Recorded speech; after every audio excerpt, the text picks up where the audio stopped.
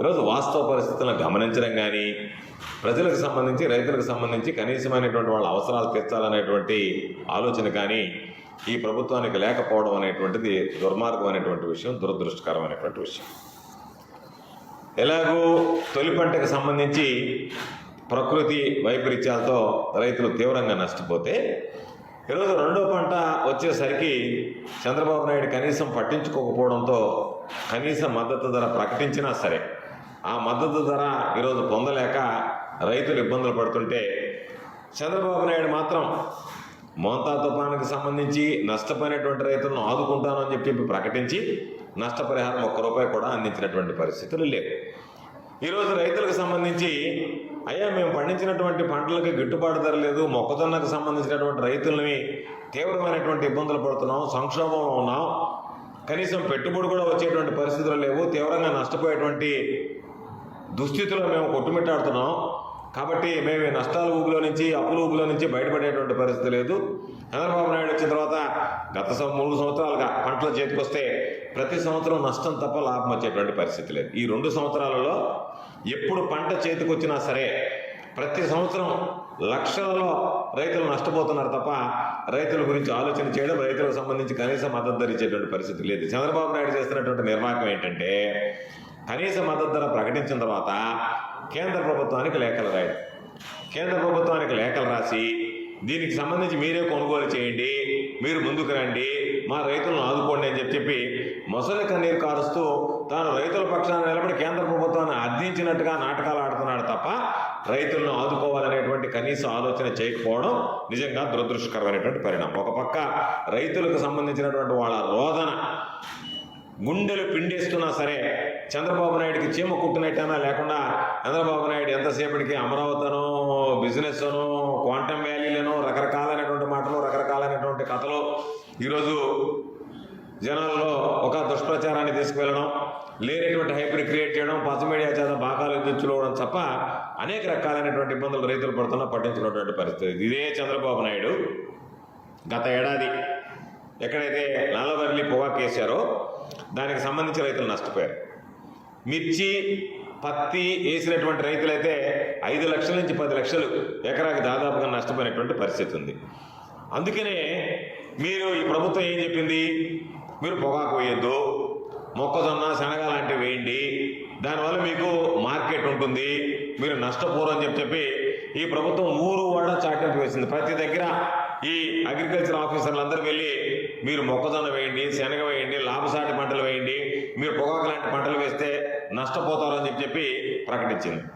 దాంతో పాపం రైతులు ఈ ప్రభుత్వం అండగా నిలుస్తుంది, అన్ని విధాలు మేము అండగా నిలుస్తాం, దానికి సంబంధించి మార్కెట్లో ఎంత మొక్కజొన్న, శనగ వచ్చినా మేము కొనుగోలు చేస్తామని చెప్పి రైతులకు ఆశ చూపించడంతో ఈ ప్రభుత్వం రైతులు ఆశపడి ఈరోజు మొక్కజొన్న, శనగ లాంటివి ఈరోజు సాగు చేయడం జరిగింది.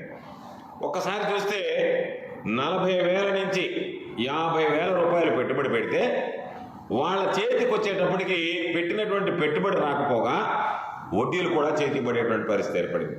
కాబట్టి వడ్డీలు భరిస్తూ పెట్టినటువంటి పెట్టుబడి కూడా చేతికి రాక రైతులు తీవ్రమైనటువంటి ఇబ్బందులు పడుతుంటే ఒక పక్క, దానితో పాటు కూరగాయల పంటలు, పండ్ల తోటలకు సంబంధించి కూడా ఈరోజు ఎక్కడా చంద్రబాబు నాయుడు టమాటా కానీ, ఉల్లి కానీ, వంగ కానీ, బెండ కానీ, బంగాళాదుంప కానీ ఎక్కడ వాటి గురించి పట్టించుకున్నటువంటి పరిస్థితి లేదు. అదేవిధంగా పండ్ల తోటలకు సంబంధించి పుచ్చకాయలు, కర్బూజా వస్తే వాటిని కూడా కనీసం ఏ విధంగా మార్కెటింగ్ చేయాలనేటువంటి ఆలోచన లేకుండానే ఈయన చాలా పెద్ద సంస్కరణ, కందుకూరి వీరేశలింగం తర్వాత ఇంత సంస్కరణలు తెచ్చినటువంటి వాడు ఎవడు లేనట్టుగా ఈ సమాజంలో ఆయనకి బిజినెస్ రిఫార్మర్, దీనికి సంబంధించినటువంటి దాంట్లో సమాజంలో ఆయన ఏదో పెద్ద సంస్కరణలు తీసుకొచ్చినట్టు, వ్యాపారంలో ఏదో పెద్ద సంస్కరణలు తీసుకొచ్చినట్టుగా ఆయనకి సంబంధించి బిజినెస్ రిఫార్మర్ అవార్డు రావడం, దానికి సంబంధించి రకరకాలైనటువంటి ఈరోజు ఉల్లి కానీ, టమాటా కానీ, బొప్పాయి కానీ, అరటి కానీ కనీసం కోత ఖర్చులు కూడా వచ్చేటువంటి పరిస్థితులు లేక రైతులు అర్థాంతరంగా ఈరోజు పొలాల్లోనే వదిలేసేటువంటి పరిస్థితి ఏర్పడింది. పంటలు అమ్మితే రైతులు చెప్తున్నారు, క్షేత్రస్థాయిలో రైతుల దగ్గరికి వెళితే అయ్యా పంటలు అమ్మితే వచ్చేటువంటి డబ్బు అసలు సంగతి దేవుడెరుగు, పెట్టినటువంటి పెట్టుబడి దేవుడెరుగు, కనీసం వడ్డీలు కూడా చెల్లించలేనటువంటి దుస్థితిలో మేము ఉన్నామని చెప్పి రైతులు ఒక పక్క బాధపడుతున్నా, రైతుల పాపం అయ్యా మేము చివరికి బ్రతుకు తెరువు కోసం వ్యవసాయాన్ని వదిలేసి హమాలీలుగా మారేటువంటి దుస్థితి మాకు ఏర్పడింది అని చెప్పి కంటికి కడివడేస్తున్నా చంద్రబాబు నాయుడు మనసు కరగడం లేదు. రైతుల పట్ల, వ్యవసాయం పట్ల ఎప్పుడూ నిర్లక్ష్య వైఖరి ప్రదర్శించేటువంటి చంద్రబాబు రైతులు ఒక పక్క అప్పుల ఊదిలోకి దిగి కన్నీటి పర్యంతరమవుతున్న రైతుల ఆవేదనలు కానీ, ఆక్రందనలు కానీ కనీసం పట్టించుకునేటువంటి పరిస్థితిలో లేకుండా వాళ్ళకి సంబంధించి ధాన్యం కొనుగోలు కేంద్రాలు తెరిచాం, దాని ద్వారా మేము కొంటాం, ఇది అధికారుల చేత పదే ప్రకటనలు పంపించారు. ఈ మధ్య నెల్లూరు జిల్లాలో చూసాం. వరి పంటకు సంబంధించి మేము మొత్తం ధాన్యం కొనుగోలు కేంద్రాలు తెరిచాం, ధాన్యం కొనుగోలు కేంద్రాల ద్వారా మీకు మొత్తం ఒక్క గింజ ధాన్యం ఉన్నా సరే కొనుగోలు చేస్తామని. దానికి సంబంధించి లారీ ట్రాన్స్పోర్ట్ లేదు, గన్నీ బ్యాగ్స్ లేవు, కొనేటువంటి దగ్గర మనుషులు లేరు, మిల్లర్లో దాన్ని దించుకోలేదు. దాదాపుగా 850 కేజీలు పుట్టుంటే 940 కేజీలు అంటే దాదాపుగా 10% 12% వరకు అదనంగా రైతులు ధాన్యాన్ని దోచుకొని ప్రభుత్వం కొనుగోలు చేయకుండా ఈరోజు అనేక రకాలైనటువంటి ఇబ్బందులు పెడితే మధ్యలో ఉన్నటువంటి దళారులు దోచుకుపోయారు, వ్యాపారులు దోచుకుపోయారు. ఈరోజు రైతుల దగ్గర ధాన్యం పూర్తిగా అమ్మకాలు పూర్తయిన తర్వాత దాదాపుగా ఈరోజు ఒక పుట్టి అంటే మనం 850 కేజీలు అంటాం, అది 4,000 నుంచి 5,000 రూపాయలు అదనంగా పలికేటువంటి పరిస్థితి ఏర్పడింది. అంటే గతంలో అమ్మినటువంటి దానికన్నా 30% ఈరోజు ఇప్పటికే మార్కెట్లో గడిచినటువంటి 15 రోజుల్లోనే రైజ్ అయింది. మార్కెట్ ధర పెరిగింది అంటే, మార్కెట్లో ధాన్యం ధర పెరిగింది అంటే రైతుల పొట్టగొట్టి దళారులు దోచుకోవడానికి ఈ ప్రభుత్వం సహకరిస్తుందా లేదా అనేటువంటి దానికి ఇంతకన్నా ఉదాహరణ అవసరం లేదు. కాబట్టి మీ ఆలోచన విధానం ఏ విధంగా ఉంది అంటే, రైతులు నష్టపోయినా పర్వాలే, దళారులు దోచుకుపోయినా పర్వాలే, రైతులు అప్పులు ఊపిలో కూరుకుపోయినా పర్వాలే, రైతులు ఆత్మహత్యలు చేసుకున్నా పర్వాలే, రైతులు వ్యవసాయం మానేసినా పర్వాలే, రైతులు వ్యవసాయం మానేస్తేనే మేలు, వ్యవసాయం అంటే దండగా అనేటువంటి ఆలోచనతో ఉన్నటువంటి చంద్రబాబు మరలా ఈరోజు అదే విధమైనటువంటి ధోరణిని ప్రదర్శిస్తున్నాడు.